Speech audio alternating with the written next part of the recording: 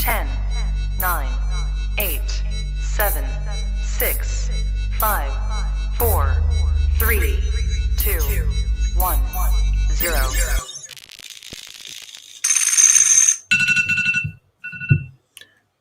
All right, welcome to the Rising Coaches Podcast. As my alarm goes off right when the countdown goes down.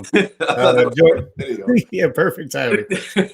Joined today by Terrence Oglesby, basketball analyst, former Clemson superstar. Before we get into talking to T.O. about his career, his playing career, and coaching, and now what he's doing in the broadcasting booth, I want to start off today just talking briefly about the tragic news and really surprising news that broke last night. I found out about it right as the Super Bowl was starting. The passing of Lou Hill, head coach at UT Rio Grande Valley.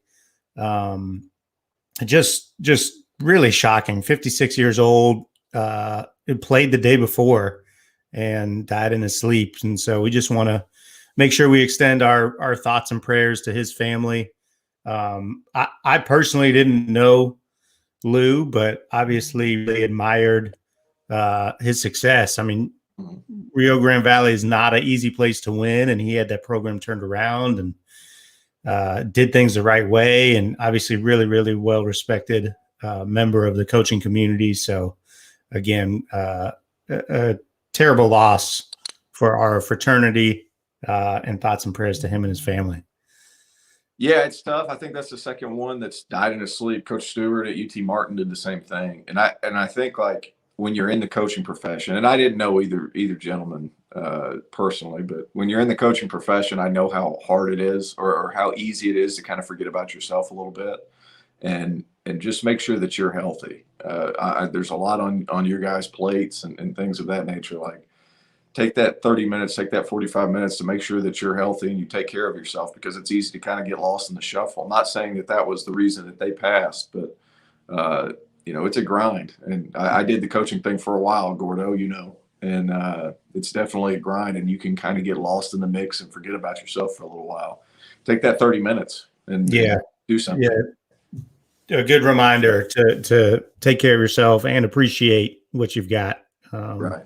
And not get caught up on the little things and the ups and downs in life, because it can go at any minute. You never know when your time is coming. So, it's hard. It's hard. And even when you do take care of yourself, I lost my dad. He was 56, and he took great care of himself. So you never really know. Just make sure you take care of what's important. And, the business of basketball can swallow you up sometimes, especially when you're coaching, because you're going straight from season to off-season workouts, straight from off-season workouts to recruiting, and you forget about the things that are important sometimes. And been there. So I caution everybody just to, take care of what's important. Absolutely. T.O., I know you, obviously we go back to your playing days. I was at Clemson when you were playing there as the GA. Are you the best shooter in Clemson history?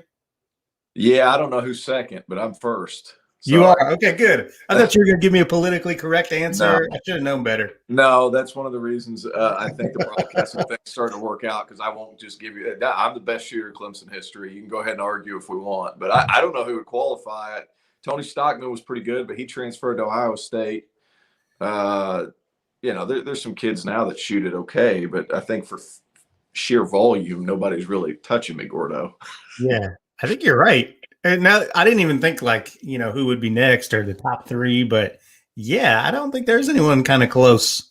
No, there's a kid, Alex Hemingway, that's playing now. That's a really good shooter he's good. He's a good player, but he's only hit like 12. He doesn't have the green light that you had. No, and I play for a different dude now. Like Brownell, he slows it down, plays in the half court. Oliver, I think I took it for granted a little bit how much he actually let me shoot the rock. But yeah, you had the ultimate green light from day one. Guy. Well, man, I'm excited to have you on today. It's always good to catch up with you, first of all. But I want to talk about something a little different today, which is something that I think a lot of coaches are interested in. Which is making that jump from coaching to broadcasting. You're now doing Well, you're doing a lot, but Yeah. I think the main goal and the direction you're headed is doing color commentary for games, and you're doing a lot there in Clemson, but you're also doing some stuff for the ACC network at times. You got your own podcast. Yeah. You've got a magazine you put out. So maybe you can tell us first, like, what was behind the desire to get into this line of work from coaching? Well, I went to school to do this. So that was kind of the main thing. I went to, when I was in Clemson, I graduated with a degree in communication studies with a minor in psychology. And then I ended up getting my master's degree in athletic leadership. And long story short, when I came back to work for Brownell, when I was still finishing my undergrad, I was basically whatever they needed, I would do it. So whether it be helping with scouting reports, cutting film, being on the scout team. So coming into the first game of the season, I want to say this was the year that Clemson made the Sweet 16. So coming into that season, we were going to go play at the Charleston Classic, which we played in when I was playing. And then the team went back some years later. And Tim Beret, who's usually the color guy, couldn't make it because there was a football game and I think he had a golf tournament to go do or something of that nature because he works for the PGA Tour as well. So whenever they play football at Clemson, yeah, is that like yeah. priority So obviously those guys get priority at Clemson. Oh, okay. But they were like, well, we need somebody to fill in, and they offered Terrell McIntyre to do it first, and T-Mac, he's like, no, that's not me. And then I was the second guy they asked. So I went and I was like, yeah, sure, I'll do it because my homework's done for me because I've been working on the scouting report and I know the players and all that. So I did it. It went really well. I had always had an inkling that I would like to do something like that.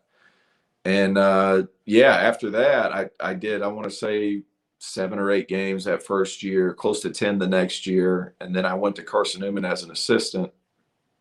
Didn't do any games, and then had my father passed away, and I had a lot of things just thrown on me, and I didn't necessarily have as much time to do both successfully coach and do a lot of dad's things. And Gordo, you knew my dad.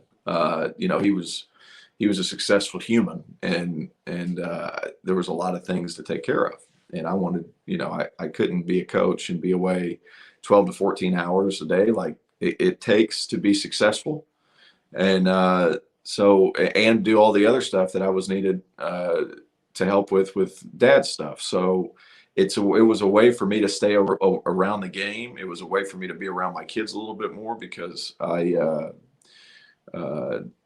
brother, he's kind of here, there, and everywhere. He's going to California in May, and he's going to spend 4 months. So like, I'm really the only male figure in my kid's life, and I wanted to be around a little bit more. And this has provided that opportunity. And the more I do it, the more I just really enjoy it. And it keeps me around the game, and it doesn't have me living and dying by every 3 and every loss and every shot. Because Gordo, man, I'm a competitive dude now. Like I can go a little nuts just trying to win. And whenever that need to win isn't reciprocated, I get really frustrated. Yeah. And that kind of led to my path. It was spearheaded by my dad's passing. And then I kind of was like, well, I want to stay around it. So this is what I can do to stay around it. When you got that last second call to do the game in Charleston, because the legendary Tim Beret was called to do something else. Are we talking, was that like a local radio thing? Was that? Yeah, it was the Clemson radio stuff. And I had never done anything like it.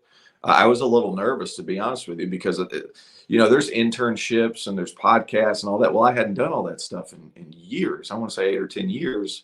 So I came on and went with Kelly Gramlich and William Quackenbush to a women's game and just listened in and kind of figured out the flow and the pace at which you needed to move. And that's something that I don't think a lot of people realize that's important whenever you're moving from coaching, because in coaching, you can just say whatever the heck you want at any given time, and you can just kind of keep it moving. Well, when you're doing radio and television, like especially radio, I have to stay out of the play-by-play's way because people aren't watching it. So like I have to be able to squeeze in analysis and all that stuff. So whenever I was able to figure that out, it actually made the show go pretty well for, especially for a first time. And that's kind of how that worked out. It was a local radio syndicate. Give us more of the like first time you put on the headsets, like stuff you don't realize that goes into the job, and like especially if you can think back to that first game or whatever. What surprised you? What were you not prepared for? Well, I'm always trying to get better at it, and I'm starting to get more comfortable. But the hardest thing is there's so many people in your ear, and you don't realize because like, you know, when you're coaching a game or you're playing in a game, all that stuff just kind of drowns out. Well, because of all the noise and the fanfare and all that stuff. So you'll pick up on what you need to pick up on because there's a lot of other sounds. But the hardest thing is like I'm hearing countdowns. We need to go to break. We need to go to break. And then I'm still trying to get my thought out, but I'm still trying to count down in my head while I'm getting my thought out to get it out in time for him to be able to wrap it up, send us to break. You know what I mean? And timing is the biggest thing because you can't be too long-winded in radio. In TV, you can take a little bit longer. But, you know, I think a lot of TV right now, people have a hard time keeping the main thing. You know what I mean? But in radio, you kind of have to. So it's radio, you have to get in, get out without obstructing the play-by-play guy, which is it's a little bit, it's interesting. It's a weird dynamic because you want it to sound like a natural conversation, but it's not a natural conversation. Okay, so you had that experience on the radio. Did a couple games there in Charleston. You said you went back and coached. Then you went back. Your father passed. You moved back to Clemson. Yeah, and this gave you the opportunity and you know to get into broadcasting. So what do? You're in Clemson now. You just show up at the radio station. And you're like, I'm here, guys. Yeah. Let me know when you need me. Well, Gordo, I'm a bit of a bonehead anyway. You know that, but you know it was kind of like I went to the radio station because I knew Qualk and Kelly, who's done a lot of work. She works with the ACC network now. I just went and started asking questions. And I went to the local radio syndicate. I went to the SID. I was like, who do I need to talk to next? And then they eventually, you know, I moved back to Clemson because I knew they had Kelly as a Clemson basketball girl. I knew they didn't have a Clemson basketball male. I know it's a football town. And that was one of the motivations for me to come back, on top of the fact that my wife loved to hear, my kids loved to hear, and things of that nature. But I was a proverbial medium-sized fish in a really small pond when it came to basketball. And whenever I came back, I basically went to Graham Neff, who's probably, I probably went too high because Graham Neff is such a dude. You know Graham. Do you know Graham? He's the associate AD, right? Yeah, he's basically this deputy. He's the deputy AD. Okay. So I probably went too high, but I knew Graham from my time, and our wives get along really well. So I went to him and just kind of asked questions. Well, he sent me to Don Munson, who I'd worked with previously. So we had a good rapport. And then he's like, well, if you want to do TV, you need to go talk to this guy. So I went to that guy. That guy said, hey, you need to talk to this guy. So it was just kind of I had time. And I would schedule out maybe 2 days out of the week where I'd be like, these 2 days are the days that I'm just going to chase stuff. And then that led from one thing to another. And then I joined it was kind of strange how this one worked out, but I joined a golf course. I joined a Clemson golf course with the young alumni thing.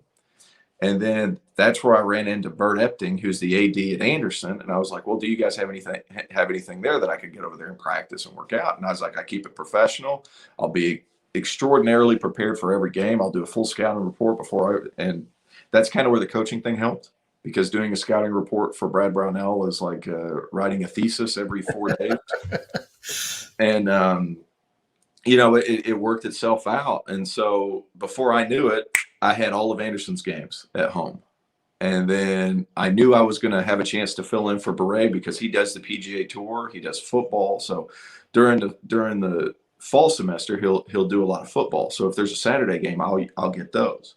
Okay, so during the spring, I know he does PGA Tour. So during the spring, if he's not there, I get all of those.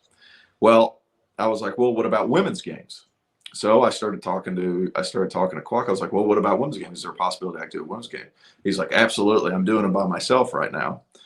And so I started doing women's games as well. And then that culminated on New Year's Day. We flew down to Miami and I did Miami men on Saturday, women on Sunday, Anderson men's and women's on Monday, and then USC Upstate and Longwood men's on Tuesday. So it was like 1, 2, 3, 4 right in a row. And the more experience I'm getting, the better, more comfortable I am kind of analyzing how everything's going on. So that's kind of how that worked out. And so when you say you're doing like all these games, are some of them on TV? Are they digital? Like is Anderson digital, Well, or how are they broadcast? That's where kind of there's a little bit of a hole in the market, because for Division One, everybody uses something along the lines of like a broadcast staff or team, like some form of teamworks. And I know I say teamworks because a lot of coaches know what teamworks is, but Sure. it kind of works along the same lines. Well, once you get to Division Two, NAIA, everybody's streaming it, and a lot of conference make it mandatory to have play-by-play people doing games. So like Division Two's, like there's a lot of ADs out there that do their own games because it's mandated by the conference for you to have somebody and stream it. And they're not going to pay you a ton, but it's a great way to get reps. And I'm all about reps. So it's like there's a hole in the market as far as that's concerned, especially outside of Division One. Division One, everybody goes ESPN Plus and things of that nature. So that works out pretty well. But Division Two, you can find games all the time. So not that I'm trying to get in your business here, but we talk about all the time. You can get in my business. All right. Well, I'm about to anyways. So we talk about all the time, like on the coaching front, the sacrifices you have to make financially to break in. Yeah. Like you got to take a job that, my first coaching job paid $7,500 a year.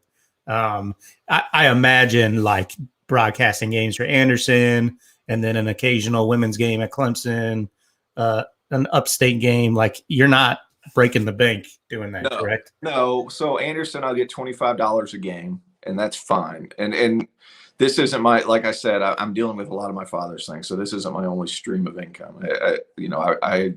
I'm a real estate investor. I'm a part of several different properties built around the Southeast. So it's not like that's my only thing, but at the same time, I only have to make 3 or 4 calls a week per project to where it kind of stays on top of itself and I can do what's needed to be done and then still have time to have everything else going on. But, it was, so Clemson or any ESPN Plus game that's not on the major networks, that's basically syndicated through the university, you get $150 a game.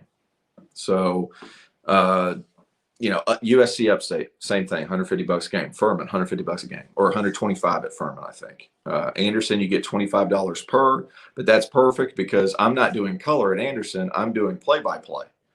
So even though I'm sacrificing that, $125 arbitrary number, it's not a big deal. $125, I'm getting that play-by-play to where I'm talking more and figuring things out.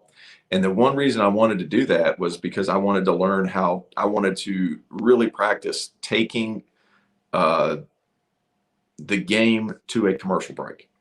And like when I say like that's a small thing, it's not a small thing. Like it's a lot bigger than I think people realize because they're counting you down. You have to get the information that's there on the screen. Say you're going to a replay, something like that, and then you have to get out of it quick enough while they're yelling at you in your ear. And then all of a sudden, sometimes you'll work with a director who will start speeding up the count because he wants you to get out. So you have to keep tabs of all that stuff, and that's the reason I took the Anderson gig. But it's so is that like working on like free throws for a yeah.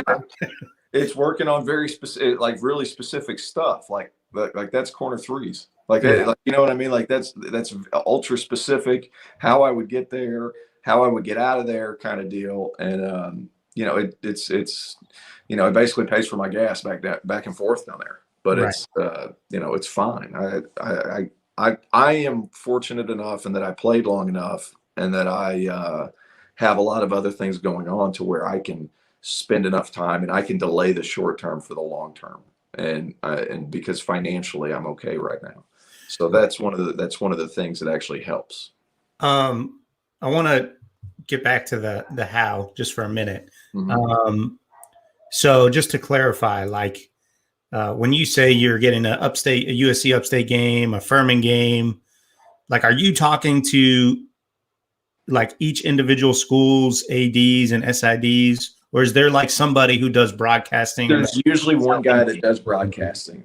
And who is that for you? For you, like who's the guy that divvies out all these jobs? Well, the way I got it's usually the director of communications and marketing that has something to do with that. So I would go to the school website and I would figure out which one. But I actually got in contact with the guys who would be in control of that through a guy named Mark Childress, and who I've done several the podcast that I'm doing now. I use a studio that Mark owns. So whenever I go and use that studio, I'm also working with Mark's son, Faxon. So I kind of keep an eye out on Faxon. Mark kind of keeps an eye out for things because he's a play-by-play guy. So he put me in contact with the guy upstate and the guy at Furman. And then on top of that, so I reached out to Bert Epting at Anderson myself. I reached out to all the Clemson guys myself. And because, to be honest with you, I think most of those guys liked me and they knew that I would treat things as a professional, and word gets out pretty quick. It's a lot like coaching, like your demeanor, the way you carry yourself, how you prepare, all that stuff is the same. It's just, I think a lot of coaches are like, well, if they come over from that realm to this realm, they're going to be like, well, I know it so well, I'm not going to have to prepare. Well, not necessarily the case. Like I can sit and watch a girls game, but I better know every freaking kid's name, where they're from, their height, weight, a couple of cool stories about each one, because you got to keep in mind, a lot of these smaller schools are doing it because the parents are watching, not necessarily because there's a lot of fiscal incentive, because there's not. So, and it's mandatory for them to do it, and they want somebody who's going to treat it like it's Duke, Carolina. Sure. And they're going to want somebody who make sure to point out how well that person's played. You still have to be fair. So if they're playing poorly, you have to address that. But you can't do it in a way that you're just bad mouthing somebody. You know what I mean? And it's typically, especially when you're doing things of that nature, like you better be prepared, and you better know some offenses before they happen, because there's times where you can, mark it up on the screen while you're doing a replay or something of that nature. Like perfect example, I did Furman's girls the other day against ETSU. Well, I went back and, everybody runs this 5-man out ball screen motion. Everybody in the country runs it because everybody thinks they have a 5-man that can shoot now, but he can't. He's only shooting about 12% from three, but y'all can let him keep hoisting for no reason. But everybody's running it now, and I knew Furman was going to run a little bit of it. So as soon as it happens and it works, bang, I hit the thing. I said, hey, replay that one. I'll be able to explain what happens to the common fan. So you better be prepared and you better be professional. So are you going on Synergy and watching games? Yeah. Oh, yeah. So I'll going into every game, I'll usually watch every offensive and defensive possession of each team about 4 games in. Okay. And Synergy makes that nice. For sure. And, I left Carson Newman in good standing with a good relationship to where they let me keep my Synergy account. And don't tell the Synergy guys that. They'll yank that from you. They'll be all right. We can edit that part out, can't we? But we're live. It's okay. Huh? We're live. It's okay. Yeah, we'll be all right. They'll be fine. Yeah. But even if they did cut it off, I'd find a way, Synergy. Oglesby's coming for you. Yeah, Oglesby's coming for you. No, don't do that. But no, it helps a lot. I may or may not donate some money to where I pay for their Synergy account. So there you go. But it actually helps a lot being able to work that stuff out and move it forward and things of that nature. Okay. So let's say I want to get into broadcasting. I'm in Birmingham. You would recommend to me, like, go to UAB, go to Samford, go to Birmingham Southern, go to every school out here, talk to the SID. Every school close, do a high school game or two if you can. Do your homework. Now, high school's harder. I did a couple of Seneca high school games right up the road because they called and asked me. Like, yeah, we'll pay. I was like, I don't want your money. But like, go up there and just understand the flow of how things go, because it's like I said, it sounds like a natural conversation. It's not a natural conversation. There's a lot of placement. There's a lot of you got to get certain ad rolls in. You got to do all this stuff, and then all of a sudden, like you'll be doing plays and describing a previous play, and they'll show a replay of something that happened 6 possessions ago. Right. So then you have to find a way to make it relevant to what you're talking about. It's continuously evolving and continuously rolling as the game goes on. And to be honest with you, Gordo, that's kind of why I like it, because it's almost like a moving puzzle, and you can kind of just pick and play and do all that stuff. It's a lot of fun to me. Now, do you have to know how to set all that equipment up? I mean, I always remember the road trips. You'd have like the color commentator or the play-by-play guy would have this huge case. Right. And you have to set it up. It looked like defusing a bomb. No, I'm not. I'm strictly a color guy, and there's production people for all that stuff right now. Even at Seneca High School and Anderson, Nope. you got production people. Nope, they do it all. So typically the SIDs will take care of most of it. For 105.5, the Roar, who's Clemson's affiliate, they have a sound engineer that comes with them that'll do it. Yeah. At Furman, it's already ready for you. At Upstate, it's already ready for you. Anderson, even, it's already ready for you. Now, I'm not saying there's not a smaller gig somewhere like I don't know, like a Walter State Community College or something like that, to where you can go and you're going to have to set it up yourself. I mean, that's completely possible. I haven't had to deal with that. I know a lot of SIDs that do the radio work too. They'll have to set it up, but I haven't run into that so far. And mostly because I'm basically contract work running around, and they don't want me ruining their stuff anyway. Yeah. So Yeah. That's what that is. I gotcha. Do you have an agent? Is that a thing? It is a thing. I do not have one. I don't need one. I don't need one right now. At what point do you need one? When you're like getting ready to do? When you turn into Jay Billis. Other than that, I don't really see the need for one right now. There will be a day where I need one, I believe, but as of right now, it's not necessary, and I don't want anybody speaking for me at this moment because I don't have a whole lot of workout right now. Yeah, and when I say workout, I mean like I don't have a lot of film and things of that nature to where I can just push at people. So I don't need somebody else speaking for me at the moment. Do you have like a little highlight reel of your? Yeah, so I was doing that early, and I talked to a guy named Roy Philpott. Roy does a lot, and you know Roy, I'm sure. Yeah. But Roy does a lot of ESPN games right now, and I dropped by his house the other day. Roy, when you were playing, when we were at Clemson, was just like the local guy, and now he's like a huge. Yeah, he was doing huge in broadcasting. Yeah, he was doing the Clemson beat. So it was one of those things, like I called Roy because he helped Kelly Gramlich with her reel. And after every game, I kind of taught myself how to make a reel because they took away my what's the film cut that you used to have at now that everybody has it. See, at least the high majors have it, not Synergy, but like Sports Code or Sports Code. So I used to have Sports Code, and I could code things perfectly. Well, obviously, when I left Clemson, I no longer have a Sports Code account, right? So, long story short, I taught myself how to cut film down, not as efficiently, but good enough to where I could make something like that on iMovie. So I cut down everything after every game, 3 or 4 minutes worth of stuff that I might be able to use later. So I am doing that right now. You just use iMovie, or what do you? I just use iMovie right now, and it's kind of a pain in the butt because I can't clip it as the game goes. I have to basically put it's.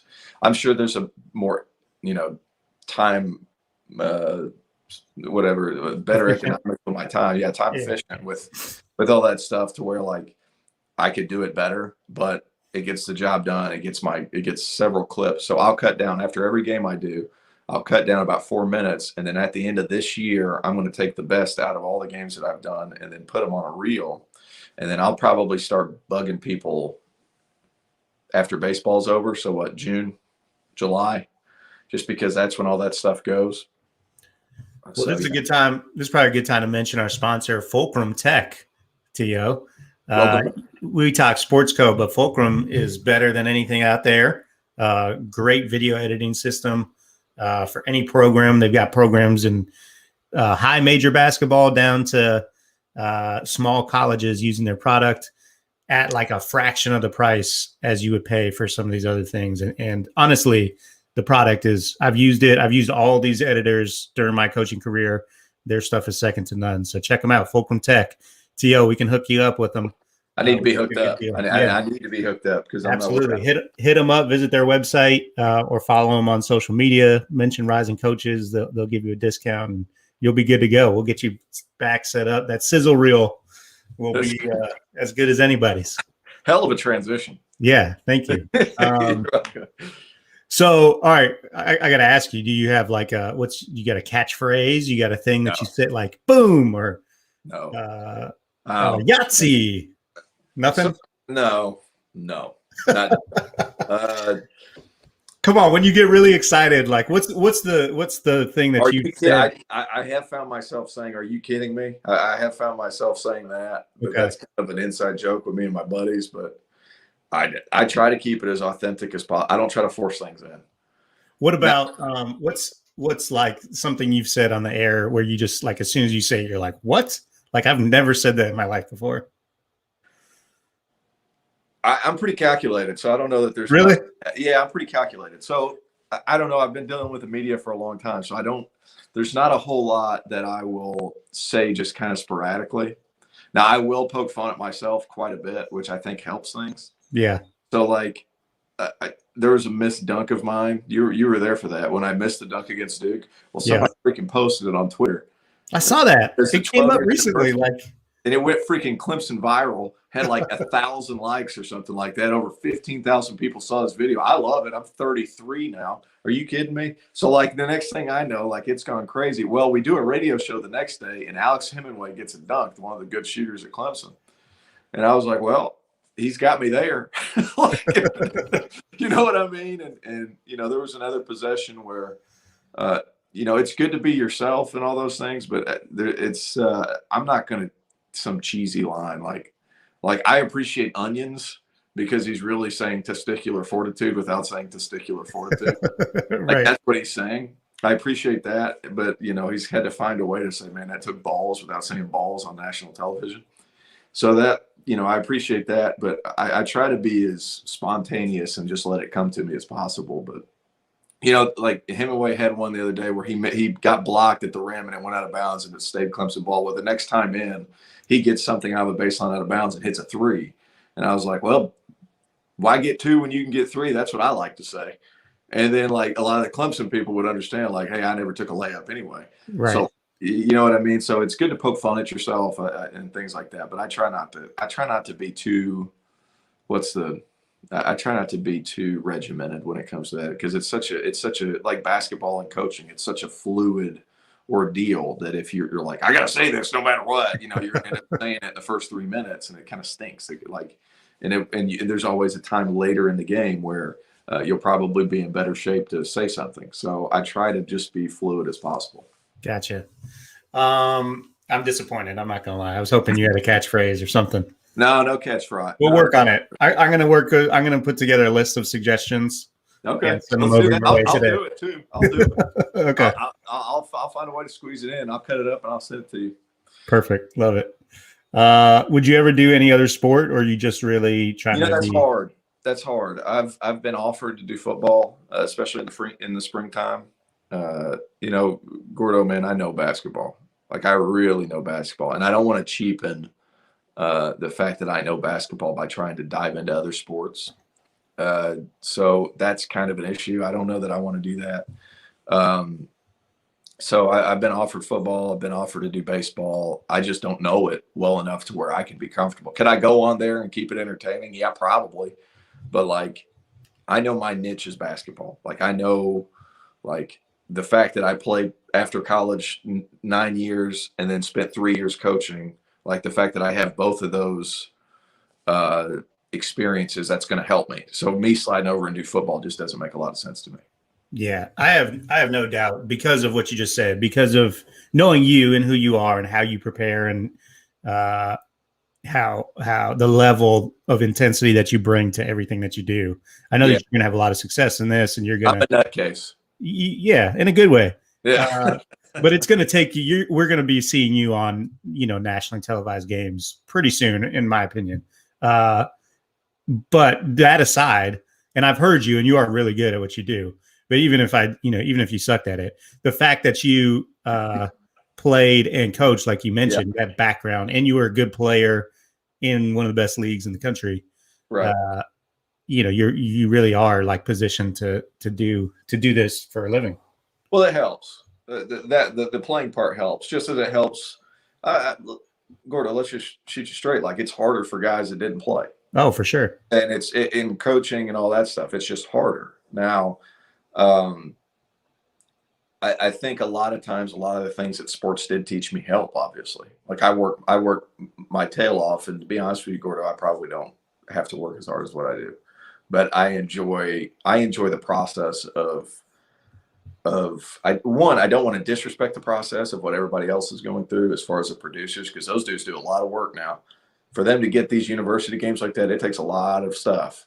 So I don't want to ignore the process into, how everything goes. I've created, I have an app, the same app that I published the magazine. I have the magazine right here somewhere, and it's I want to talk about those things next. So okay, so I'll hold on to it. But no, do it. Yeah, let's see. Let's see. So I did this. This is 80 pages or something like that. And it's just it looks like it's on thick paper too. I thought you went cheap when I see it on Facebook. I thought you probably went with flimsy. No.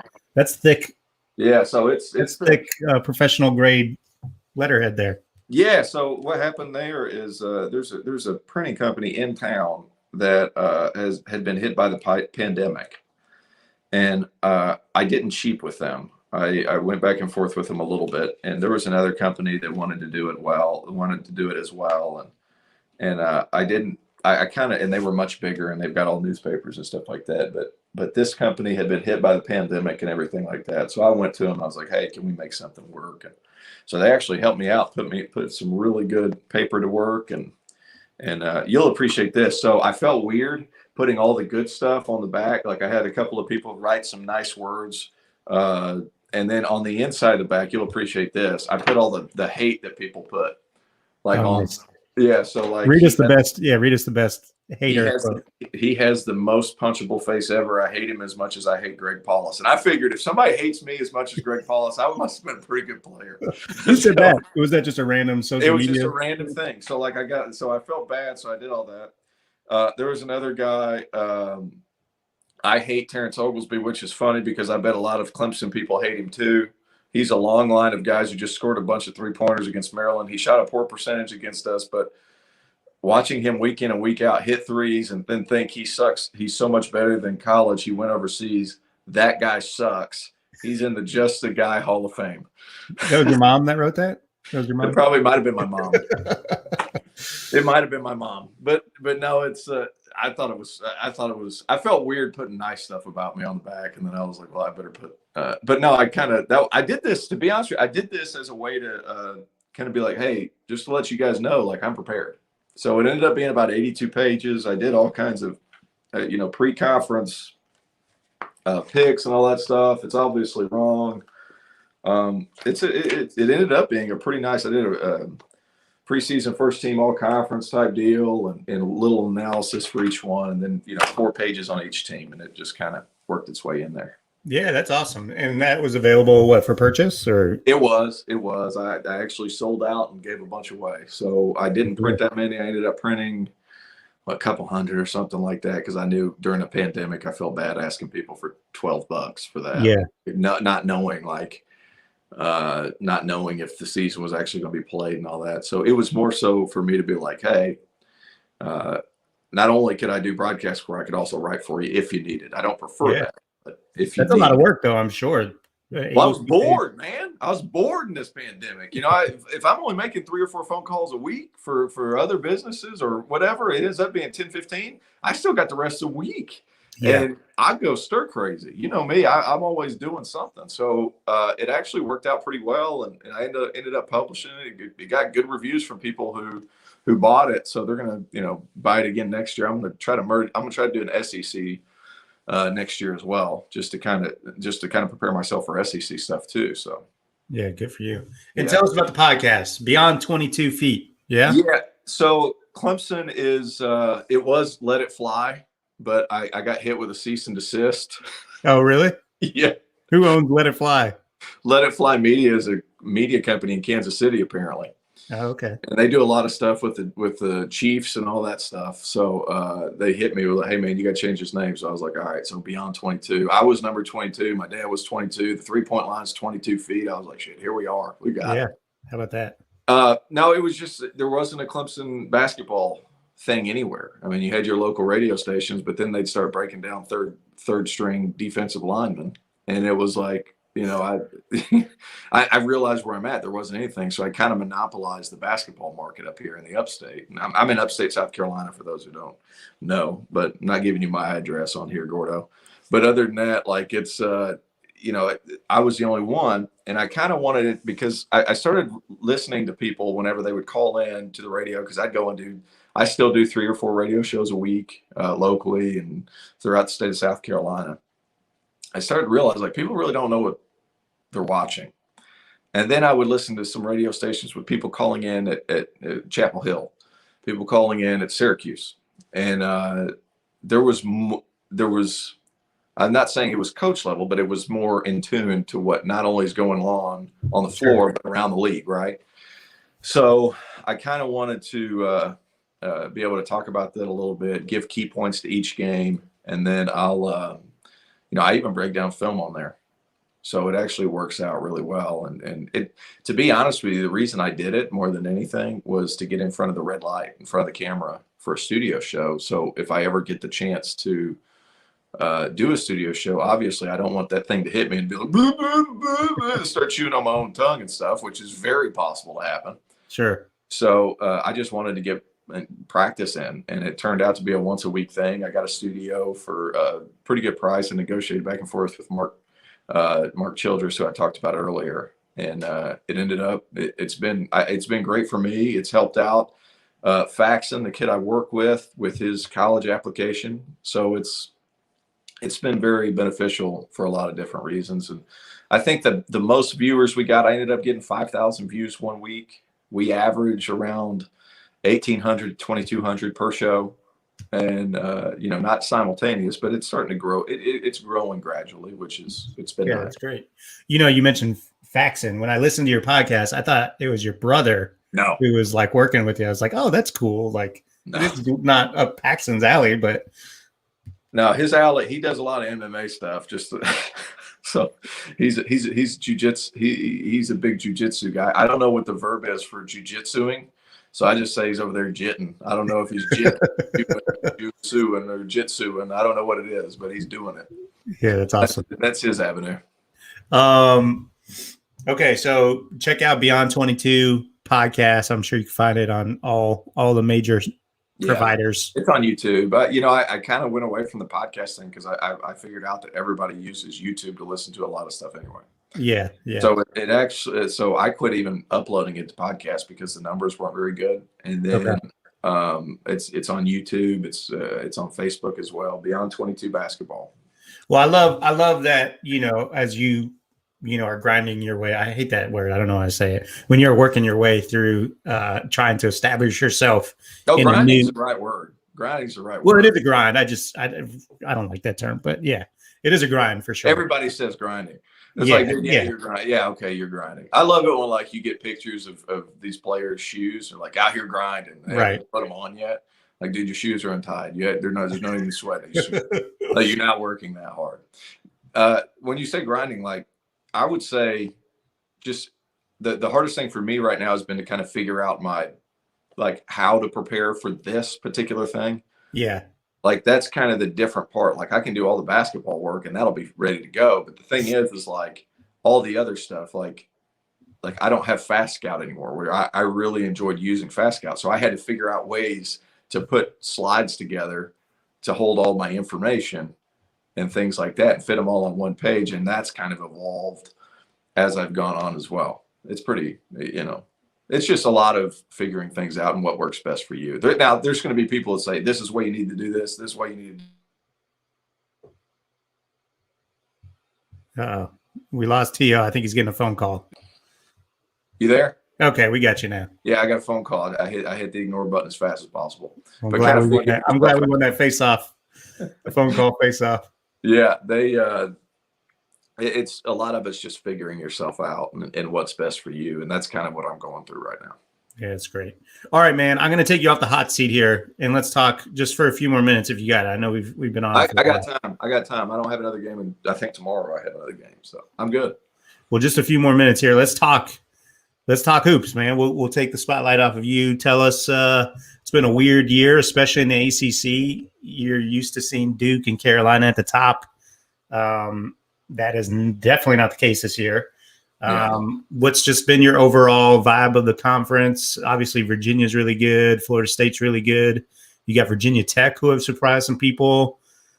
Georgia Tech's kind of played well of late. Clemson, struggled coming back from their pause from COVID, but now looks like they're turning it up again. Like, give us your. It's insane. I don't know which way's up. Like going into Saturday, you know what the longest winning streak was in conference? 2 games. You know what the longest longest losing streak was 2 games. The longest winning streak was 2 games. So everybody's beating everybody. And I thought Pitt, they won at home versus Duke. They won some other really good games. I thought they were going to be much better. And then they're still going to end up beating some teams because they have Xavier Johnson and Justin Champagne, 2 guys that can get their own shot. And a lot of it comes down to, can you get your own shot, especially as you creep towards the end of conference, because everybody knows everything they're going to do anyway. So do you have a guy who can do that? But, I think that the summer of not being able to have your guys hurt a lot of people, Gordo. Right. I think, like, especially you look at Coach K, who's got Jalen Johnson, DJ Stewart, Jeremy Roach, all these young freshmen. Like, if you don't have time to put your stamp on what's expected, and you have that for about 6 or 7 months prior to season, that's huge. And then you turn that 6 or 7 months, however long it is, into basically training camp. Like, it's basically goes from 6 or 7 months to 3 months. Now you're going to see Carolina, who has 2 young guards. They're going to get better with as the season goes on. I think Duke's going to continue to get better, but it might be a little too late. I mean, it's really been difficult for some of these blue bloods, Kentucky included. I mean, he just can't figure out a way right now because he hasn't had them for a whole summer, and you got to figure out your team's dynamic a lot earlier than what some of these one and done schools have had the opportunity to do. So it's resulted in these teams getting much better towards the end of this month as well. And you're starting to see the final product. Problem is, it's going to be too little too late. Well, with Kentucky, I feel like their guard play isn't what it usually is. They usually have dominant top 10 picks playing point guard, shooting guard for them, and they just don't have that this year. Yeah, but then again, like, they still have Olivier Sarr, who's a senior. Yeah, they got good players. They got talent. Really good player. Brandon Boston's a good player. The kid, what's the point guard's name? The kid from California, Askew. Yep. He's a good player, but he doesn't know how to play the point guard position right now. And Calipari hasn't been able to hit him over the head with a chair all summer to try to get him back to, like, playing the way that he needs to play. Like, he hasn't been able to be situational with Askew until about October of last year. Right. So, like, the thing is like, all these one and done kids, you can find ways to be situational with those kids during June and July. He hasn't been able to learn situational reads until or start being taught those things until September, October. So I think like they were only allowed to work out one guy at a time for a long time. Like, right. How is that kid supposed to be able to read the second line of defense? And he's never had to do that before. You know what I mean? So is that what you think you're seeing a lot? You see teams with veterans, teams with carryover are having, success, where teams with the ultra talented one and done guys are a little slower out of the gates. Is that your? Who are your best 2 teams in the country right now? Baylor and Gonzaga. All right. Just start going down with all those upperclassmen. And you have Jalen Suggs, who's an excellent passer and supreme athlete, but is he really making reads? No, they're doing a lot of motion stuff and getting out in transition. Right. So right. And then Baylor is just filled with upperclassmen who they all play well together. They're all shooting great percentages and they really move the ball. Like Iowa, Luke Garza, older guards. Yeah. Illinois, in my opinion, who I think is a dark horse to win the whole thing. I don't know how dark that horse is, but I feel like because they're ranked 12th right now, they're kind of being, and they've gotten a couple losses. I think Ayo Dosunmu being older, Coffee Cockburn, the Georgian kid, I'm just going to attempt to say his name, Baranishvili or something, whatever it is. Like, they've got a lot of skill and a lot of shooting, and they've got somebody who could go get you one at the end of the game in Dosunmu, and they can either play huge or they can play small. So, like, all those teams that are veteran have had people come back. Those are the ones that are doing a lot better. Even Clemson. Hold on one second. Got the guys cutting the grass today. I'm on a conference call. Gotta give him the day off. Yeah. You gotta give the guy cutting the grass the day off. Yeah, I gotta get him out of here, baby. Gotta get him out of here. He's over here screaming in my ear. No, but I think a lot of these upperclassmen-ridden teams, like even Clemson before the COVID break, like they had a lot of guys coming back that were older, so they're able to beat up on some of the other teams that have a lot of young guards in particular. Gosh, I think that's been brutal. So, give me your. You think Virginia's going to win the ACC? Obviously, they're in first place right now. I think they're 9-1. The difference with this Virginia team is I think they can be overwhelmed. How so? I think like Florida State can overwhelm them. Like with the length and athleticism, you mean? I really do, because that level of toughness that they had between with Braxton Key and Mamadi Diakite, they don't have that. They're not that defensively anymore, but they do score it now. They do score it, but I do feel like, a team that doesn't have to help a lot, that can stay in front, a team that could overpower you on the boards, I think could give them problems. I think Florida State could give them problems. I think Illinois could give them problems. All right, well, give me your pick. You can't waffle back and forth here. You're in the studio. I need the logo popping up. Who you got to win the ACC regular season? Oh, the regular season. Well, I mean, Virginia will probably do it because, So, but I kind of think about tournament stuff. Okay, so give me the ACC tournament now. I think your favorite, and then give me like a dark horse. I like Florida State as my favorite because I think they have enough guys everywhere. I think the dark horse for the ACC tournament's North Carolina. You're not high on Virginia Tech, are you? I like Virginia Tech. I feel like there comes a point at the end of the season where talent means something, and they have it. It's just not as the top end talent's not as much as the Carolinas or Florida State's, right? But they can shoot it. But once you get in that Greensboro, that old Greensboro dome or whatever it is, like that sphincter tightens up now, Gordo. Yeah. So I think I really like Florida State because they can overwhelm you. A lot of times during tournament situations, it becomes bully ball. So I think Florida State can withstand a lot of that stuff. I think Carolina can withstand a lot of that stuff. And I think I like Carolina because I think Caleb Love could get hot at the right time. He hasn't been good all year. He's really talented, and they have the bigs to offensive rebound misses. So I like Florida State and Carolina. He was good down the stretch against Duke the other day. Really good. He was, but he hasn't been that. That team's as good as they'll take him because he's the one guy on the perimeter that can get him one. Go get one by himself. I always see that as you have to have somebody to win in the tournament because offenses are going to break down. Like if you remember when we played my freshman and sophomore year, like we played Beeline and Jerry, like holy crap, like they're going to take away what you do offensively. Do you have that guy that can, at the end of the clock, go get at least a shot? Right. And I think that's significant. So that's the reason I like those guys. I think Scotty Barnes could overwhelm people. I really like Raekwon Evans, and I really like Caleb Love. At least come tournament time, he just had to learn. Who's your player of the year in the ACC? Kive Aluma.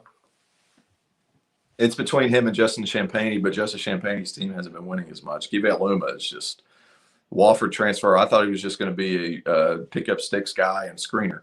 Yeah. And boy, was I wrong. Hey, I wish people would look at that and be like, hey, man, maybe a year off isn't a bad thing. You know what I mean? Like, it certainly helped a lot of people. I mean, that year. You think it's going to go away? You don't think you'll see too many people sitting out once the people are able to transfer and play right away? They're going to end up blanketing people. I think they're going to blanket transfers. Like, as long as it's not within conference. If you transfer without conference, I think. But I'm just saying, you don't think you'll see as many kids sit out? No. It'll be interesting. You're probably right. Yeah, I don't see. It's just, look at Notre Dame. They had the Wirtz kid who transferred from, I think, Santa Barbara, was it? Like, he could have used that year, and now he's being forced into the mold, and Notre Dame is just, it's kind of a hodgepodge right now of dudes that should have sat out, and well, they all get the year back this year. It's not getting counted. Yeah, I know. Why not? Let it fly, right? Yeah, let it fly, baby. But it's not bad to take some time. Like it would have been bad for me, Adam, because I was already a year older. So like I had technically already done my redshirt year, but like I when we moved, I was held back a grade because I was a little younger than people.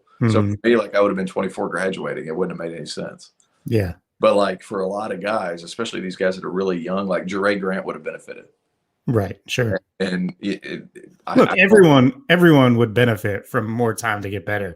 You yourself included. Like no one would not benefit from that. Yeah, but you also got to, when you get to the Power 5 level, you got to take into consideration all the other stuff too. Sure. Yeah. You're a person. You got to take yourself, like, you got to take into account the human aspect of it as well, of course. Right. But everyone's going to get better at basketball if they spend an extra year working on it. Yeah. But you also get older, you know, and especially guys who want to get, you know, I think it's such a small percentage. We talk about guys that are getting drafted. It's such a small percentage of guys that get drafted. Oh, for sure. Like you can't get that old because you can only work. Like, say if you're lucky and you get to play pro basketball like I did, I only got to work until I was 30. And then, you know, I found other things to get into. But like, you got to keep in mind that stuff too. Yeah, no question. No question. All right, leave us with your thoughts on this Clemson team. What's the key to their success down the stretch here? How can they? What do you think they're capable of, and what can hold them back from that? Their energy is what's dictated the whole thing. I mean, they kind of ran into a buzzsaw, and it wasn't really fair because they went into COVID pause right before they played Virginia. And then right after Virginia, they played probably one of the best backcourts, if not the best backcourt in the conference in Georgia Tech with Alvarado and DeVoe. And then you played Florida State at Florida State after you had beaten them at home, and they're pissed off and hungry, so you run into them. And then Louisville can't shoot, so a lot of your pack line stuff helps. And then they go up and they lay an egg at Duke. That was the only one I would be like, all right, they laid an egg on that one. Those other three, it was like, Clemson's really thrived when they've been able to force turnovers. And I think that's the biggest thing because they can really guard the ball if their energy's good. If their energy's good, they can be good. So that's kind of where their yay or nay factor has been. If they really get into guarding the ball and not letting their shot making affect their defense. I wasn't like that, Gordo, because like it didn't matter if I made shots or missed shots. I wasn't playing D anyway. So at least that was a constant. Yeah, that's true. So like there wasn't a huge difference if I was making or missing shots. I was still going to try hard. I just wasn't going to play it. Like it wasn't What do you think of this Clemson team? I mean, right now they're a tournament team. Obviously, there's still a lot of basketball left. What do you think, you know, once they're in the NCAA tournament? Is this another Sweet 16 team? Is this a team that's going to have trouble against some teams from other conferences? What do you think? It's a team that can play in the second weekend if they shoot it well and they play with energy. Like that's the X factors right now is always shooting well. They're undersized. Amir Sims is playing a 5 at 6'8", 235. You know, they've got other guys that can do some things, and they score by committee, which is obviously advantageous when you're playing in the tournament. You're playing Friday, Sunday. But it's like if they guard, they could be a second weekend team and they hit shots.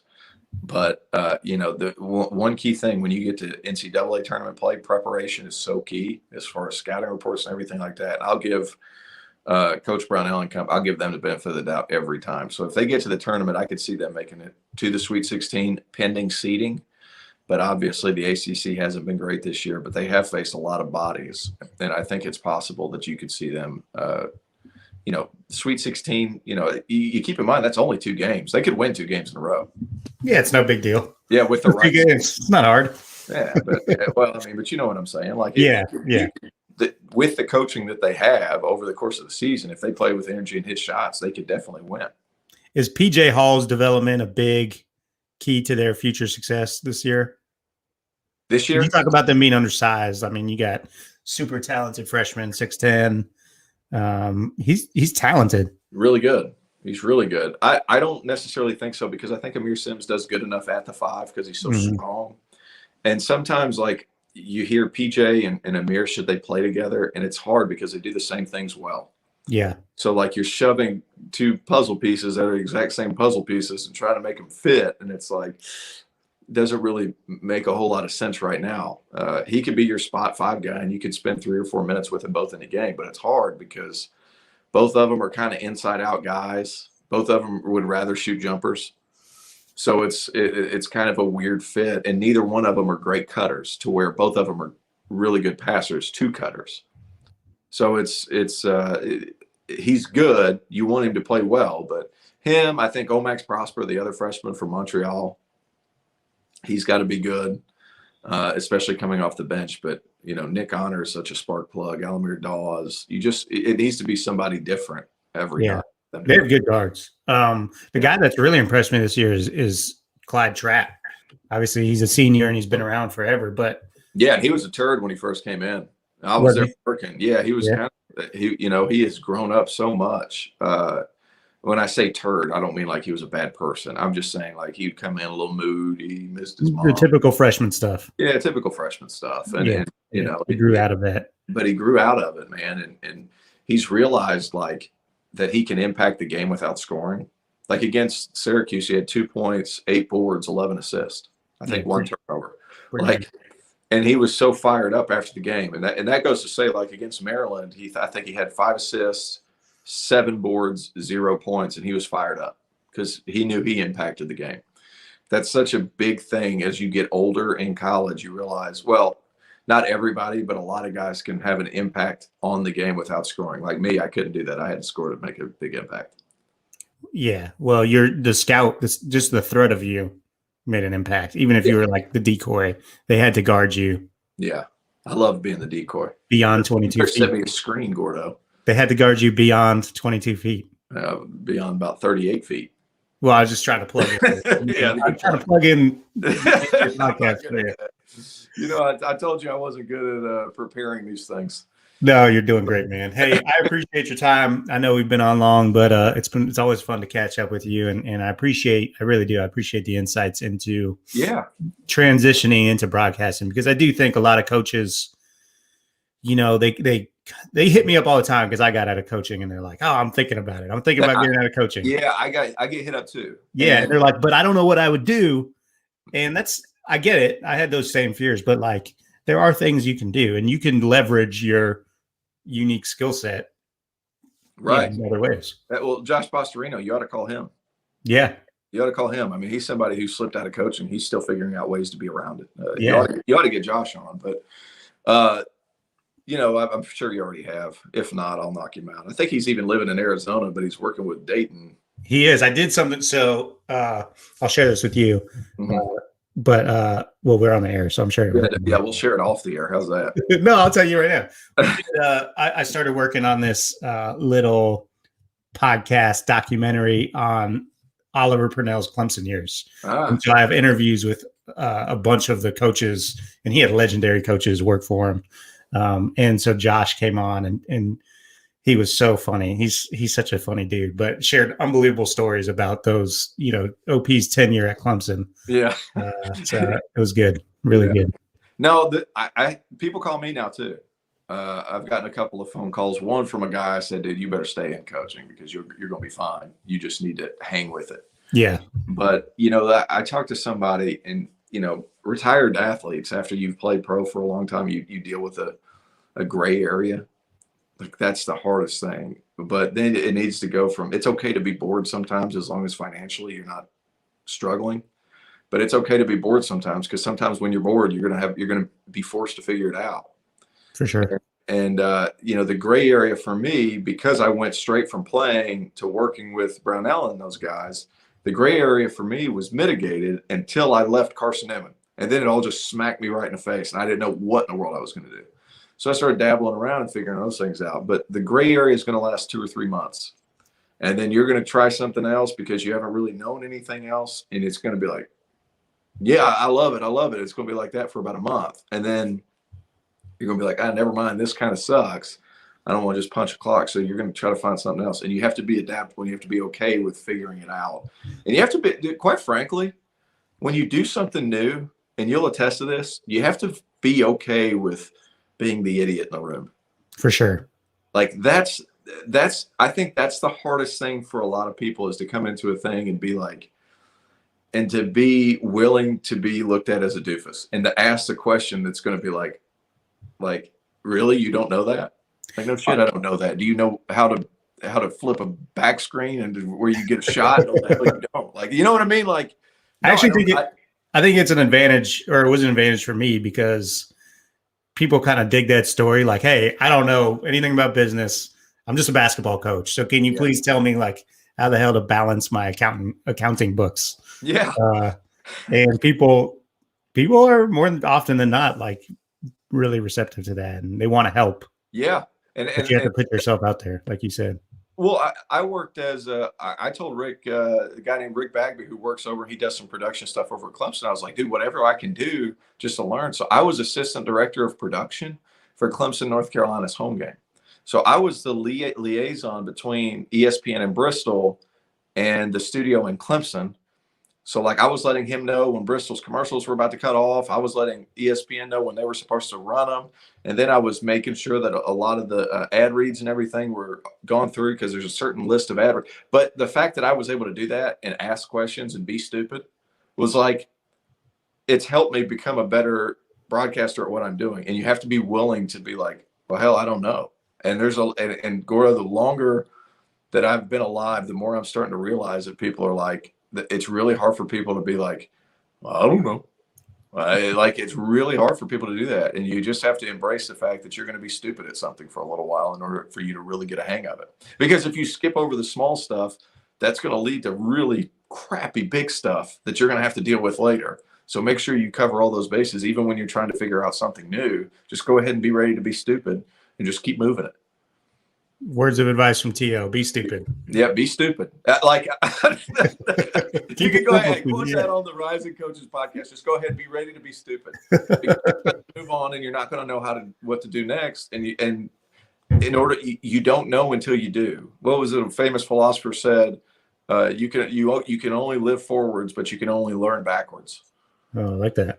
So, like, you can. I don't know who the philosopher said. I might have read it on a coffee cup, but like you have to experience it in order to learn to know any better. And you don't know any better unless you ask. So go ahead and ask. That's good. Hey, T.O., I'm going to give you an opportunity to get a rep right here to take us out. I want you to take us out of the podcast. And I want you to I'm going to give you a scenario. All right. And I want you to take us to a commercial break. Put me on the spot here. Yeah. So Clemson, Georgia Tech, that's who they play next. So we're going to timeout. What are we doing? We're going into a timeout. We just hit Clemson just hits a 3. Dawes hits a 3 to make the score 70-69 at the under 4 media. Who's up? 5. Clemson up? 5. Who's 4. up? Clemson just hit the 3 to go up 1. Oh, 70. You just said, what's the score again? 70-69. They just hit a 3 going into 69. Alamir Dawes, excellent shot as we're about to take you to break. Tigers up by 1 in Atlanta. My name is Terrence Oglesby. This is Adam Gordon. This is a Rising Coaches podcast. Thank you so much for attending. About an hour and 10 minutes. We will see you soon. Yahtzee. Yahtzee. I'm not saying Yahtzee.